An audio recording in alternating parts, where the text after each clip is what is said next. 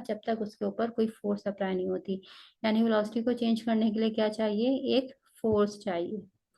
ठीक है। अच्छा, यानी according to Newton first law of motion के मुताबिक जो है वो चीजें वो खुद से अपना स्टार्ट हो सकती हैं, ना स्टॉप हो सकती हैं, ना अपनी डायरेक्शन खुद से चेंज कर सकती हैं। उसके लिए आपको कोई ना कोई फोर्स चाहिए होती है। Newton first law of motion को हम बाज़ दफ़ा लॉ ऑफ इनर्शिया भी कहते हैं। What is inertia? Inertia is the property of an object due to which it resist to change in its state of rest और मोशन। ठीक है। एक हर ऑब्जेक्ट की प्रॉपर्टी होती है कि नेचुरल प्रॉपर्टी होती है कि वो अपनी स्टेट ऑफ रेस्ट या मोशन को बरकरार रखना चाहता है, उसको रिटेन रखना चाहता है। तो जब उसको उसकी स्टेट ऑफ रेस्ट या मोशन को चेंज करने की कोशिश की जाती है तो वो उसके लिए रेजिस्ट करता है। तो उसकी प्रॉपर्टी क्या कहलाती है, इनर्शिया कहलाती है। जैसे फॉर एग्जांपल अगर कोई कार मूविंग है और आप उसके ऊपर ब्रेक ब्रेक अप्लाई करते हैं तो वो एकदम से रुकती नहीं है, बल्कि वो थोड़ा सा डिस्टेंस कवर करने के बाद रुकती है। तो क्यों? इस वजह से कि वो यूनिफॉर्म वेलोसिटी से मूव कर रही है, वो उसी वेलोसिटी से मूव करती रहना चाह रही है ड्यू टू इट्स इनर्शिया। तो उसकी वजह से वो थोड़ा टाइम लेगी स्टॉप आने में, स्टॉप होने में। ठीक है। तो जो हैवी ऑब्जेक्ट्स होते हैं उनका इनर्शिया ज़्यादा होता है। उनको उनकी स्टेट को चेंज कराने के लिए आपको ज़्यादा फोर्स चाहिए होती है, ज़्यादा एफर्ट चाहिए होती है, मुश्किल से चेंज होती है उनकी स्टेट। जबकि लेटर ऑब्जेक्ट्स जो होती हैं, लेटर मास के जो ऑब्जेक्ट्स होती हैं, उनका इनर्शिया जो है वो कम होता है। ठीक है। इसी तरीके से अगर आपके पास बॉल जो है, यहाँ पे आपको एग्जांपल गिवन है कि कोई बॉल जो है वो ग्राउंड के ऊपर रखी हुई है और वो उस वक्त तक ग्राउंड पे रखी रहेगी जब तक आप उसके ऊपर किक अप्लाई नहीं करते। जब आप उसके ऊपर किक अप्लाई करेंगे तो ऑब्वियसली वो किसी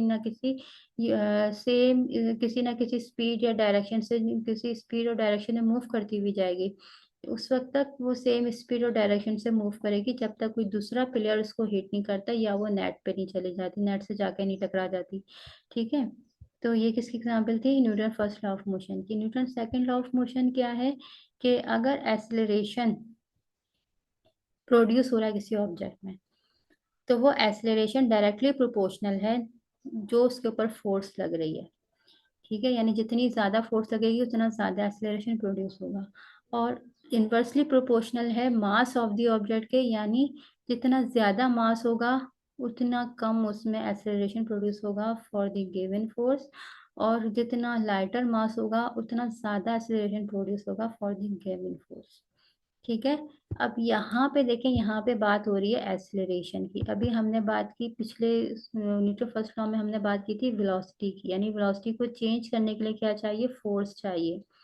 what is acceleration? Acceleration is the rate of change of velocity. यानी वेलोसिटी का जो जब वेलोसिटी चेंज होती है तो क्या प्रोड्यूस होता है, एसिलरेशन प्रोड्यूस होता है।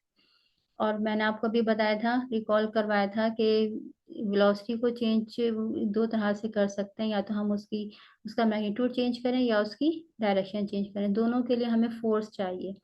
तो एक्सेलरेशन ड्यू टू मैग्नीट्यूड भी हो सकता है और ड्यू टू डायरेक्शन भी हो सकता है। तो जब भी वेलोसिटी चेंज होगी, चाहे ड्यू टू मैग्नीट्यूड हो या फोर्स डायरेक्शन हो, तो उसमें क्या प्रोड्यूस होगा, एक्सेलरेशन प्रोड्यूस होगा। तो एक्सेलरेशन प्रोड्यूस कराने के लिए आपको क्या चाहिए, फोर्स। और जितनी ज्यादा आपके पास फोर्स होगी उतना ज्यादा एक्सेलरेशन प्रोड्यूस होगा। और जितना हैवी ऑब्जेक्ट है और गिव कोई कोई फोर्स है तो उसमें कम एक्सेलरेशन प्रोड्यूस होगा फॉर द गिवन फोर्स, ऐसे मास की निस्बत जिसका मास जो है वो उससे कम हो। यानी लाइटर मास का जो ऑब्जेक्ट होगा उसमें एक्सेलरेशन ज्यादा प्रोड्यूस होगा। तो ये जो Newton second law of motion है उसको मैथमेटिकली हम किस तरह से लिखते हैं, उसको हम लिखते हैं F इक्वल्स टू एम है। आपने इसकी इक्वेशन बहुत ज़्यादा यूज़ की होगी, बहुत ज़्यादा देखी होगी। F is the force, M is the mass and A is the acceleration. ठीक है। अच्छा, अगर अब हम क्या करें, हम जो है वो मास को कांस्टेंट कर देते हैं। फॉर एग्जांपल हमारे पास जो है वो दो बॉडीज हैं of same mass. For example 10-10 kg की हमारे पास दो बॉडीज हैं। ठीक है। और उनके ऊपर आप जो है वो फोर्स लगा रहे हैं, एक के ऊपर ज्यादा फोर्स लगा रहे हैं, एक के ऊपर कम फोर्स लगा रहे हैं। तो according to this acceleration of the object is increased when the force on the object is increased. जैसे जितना ज्यादा आप फोर्स लगाएंगे उतना ज्यादा ऑब्जेक्ट में एक्सेलरेशन प्रोड्यूस होगा, क्योंकि दोनों का मास सेम है। दोनों का मास सेम है, ठीक है, दोनों का इनर्शिया सेम है। तो जितना ज्यादा आप फोर्स लगाएंगे उतना ज्यादा एक्सेलरेशन प्रोड्यूस होगा, ठीक है। यानी जितना ज्यादा फोर्स लगाएंगे उतना ज्यादा एक्सेलरेशन प्रोड्यूस होगा। और इसी तरीके से जितनी कम फोर्स लगाएंगे उतना कम एक्सेलरेशन प्रोड्यूस होगा। यानी अगर आपके पास मास सेम है, ठीक है, तो और तो उस केस के अंदर अगर मास कांस्टेंट है तो उस केस में आपके पास force is directly proportional to acceleration. इसी तरीके से अगर आपके पास फोर्स सेम है, अब आपने क्या कर दिया, दो ऑब्जेक्ट्स लिए, डिफरेंट मास के हैं, लेकिन अब उसका उसका उस उन पे जो लगने वाली फोर्सेस हैं अब वो फोर्सेस सेम है।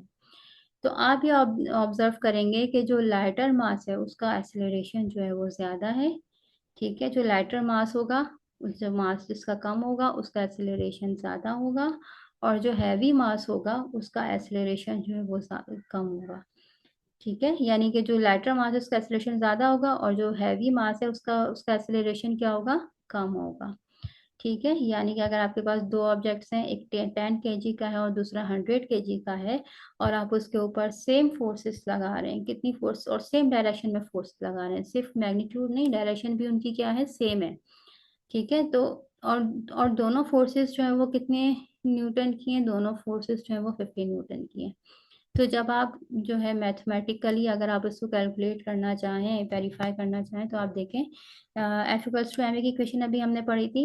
तो वहां से हमने जो एम है, मास है, वो मल्टीप्लाई हो रहा था, यहाँ के डिवाइड हो गया, ठीक है। तो ए इक्वल्स टू एफ अपॉन ए, यहाँ पे हमने फोर्स और मास दोनों की वैल्यू पुट की। फोर्स है 50 न्यूटन और मास है 10 kg का, ठीक है।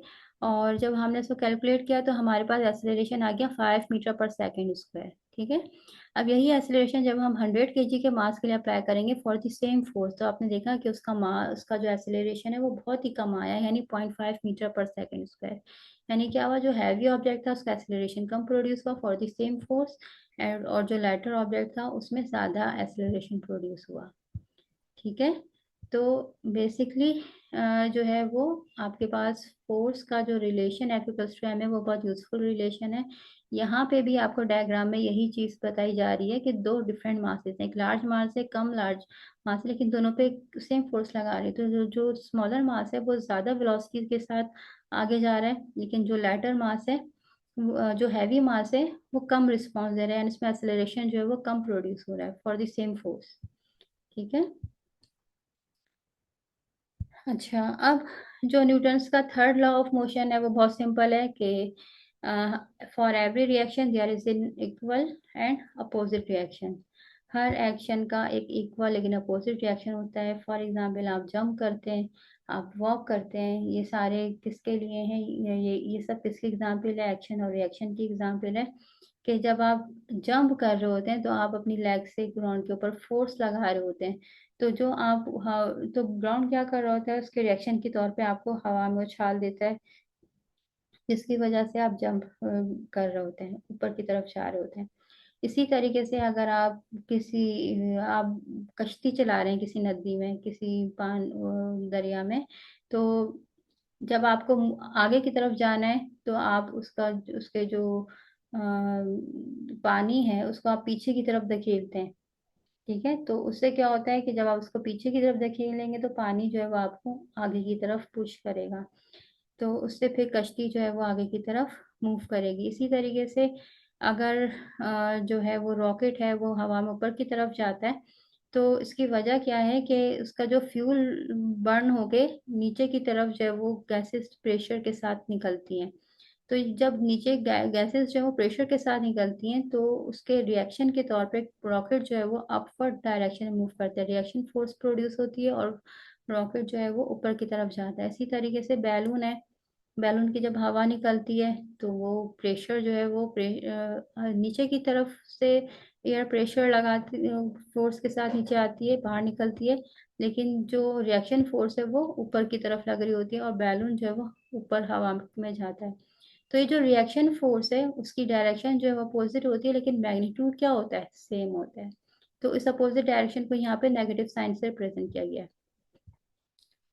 ठीक है, अब हम बात करते हैं, आ जाते हैं हमने application of Newton's laws of motion. हमने उनको लॉज ऑफ मोशन को थोड़ा सा रिकॉल किया है, आपको यकीनन जो है वो याद आ गए होंगे सारे लॉज। ठीक है, तो अब हम बात करते हैं अनबेंट कर्व की और बेंट कर्व की। बेंट कर्व को करने से पहले जरूरी है आप अनबेंट कर्व का जो है वो कॉन्सेप्ट समझे। ठीक है, अनबेंट कर्व क्या है, उसका उसका मतलब क्या है कि कोई कार है वो सर्कुलर ट्रैक के ऊपर मूव कर रही है, लेकिन वो फ्लैट फ्लैट ट्रैक है, मतलब वो बिल्कुल फ्लैट है, वो कहीं से भी उठा हुआ ऊपर नीचे नहीं है। ठीक है, अब वो कार जो है वो सर्कुलर ट्रैक में मूव कर रही है, तो ये जो सर्कुलर ट्रैक पे मूव कर रही है, तो उसकी वजह क्या है कि उसकी टायर और रोड के दरमियान एक स्टैटिक फ्रिक्शन है। उस स्टैटिक फ्रिक्शन की वजह से उसके ऊपर जो है वो एक फोर्स लग रही है, उस फोर्स जिसे हम सेंट्रीपिटल फोर्स कहते हैं, और वो फोर्स जो है वो उसको सर्कुलर पाथ में मूव करा रही है। ठीक है, Yani when a car moves in a circular flat track, the static friction between the tires and the road provides centripetal force which enable the car to move the curve. ठीक है, तो उस static friction की वजह से car जो है वो सर्कुलर ट्रैक पे मूव करने के काबिल होती है। ठीक है, अगर जो है वो सड़क जो स्लिपरी हो जाए बारिश की वजह से या स्नोफॉल की वजह से या किसी भी रीजन की वजह से जो सड़क जो है वो स्लिपरी हो जाए, तो उसकी वजह से क्या होता है, स्टैटिक फ्रिक्शन बहुत ज़्यादा रिड्यूस हो जाती है, जिसकी वजह से जो कार है वो स्किड कर जाती है, ड्रास्टिकली स्किड हो जाती है, उसका मूव करना, उसका डायरेक्शन चेंज करना उसके लिए मुश्किल हो जाता है। तो उसके लिए जो है वो बेसिकली किस वजह से, कि फ्रिक्शन कम हो गई तो वो फोर्स कम हो गई, तो उसकी वजह से वो डायरेक्शन को चेंज करने के लिए नाकाफी है। ठीक है, तो उसकी वजह से जो कार है वो स्किड कर जाती है। अच्छा, आगे मजीद कंटिन्यू करने के लिए जब मैं आपको उसको मजीद समझाऊं, तो उससे पहले हम थोड़ा सा यूनिफॉर्म सर्कुलर मोशन जो है वो रिकॉल कर लेते हैं। कार जो वो सर्कुलर ट्रैक पे मूव कर रही है, तो उससे आपको रिकॉल आपको हो रहा होगा कि हमने पढ़ा है कि अगर कोई मास जो है वो सर्कुलर पाथ में मूव करता है, कोई मास एम है और वो सर्कुलर पाथ में मूव कर रहा है, और उस पाथ का जो रेडियस है वो कितना है, आर है। आपने उस पाथ का रेडियस कितना डिफाइन किया है, आर डिफाइन किया है।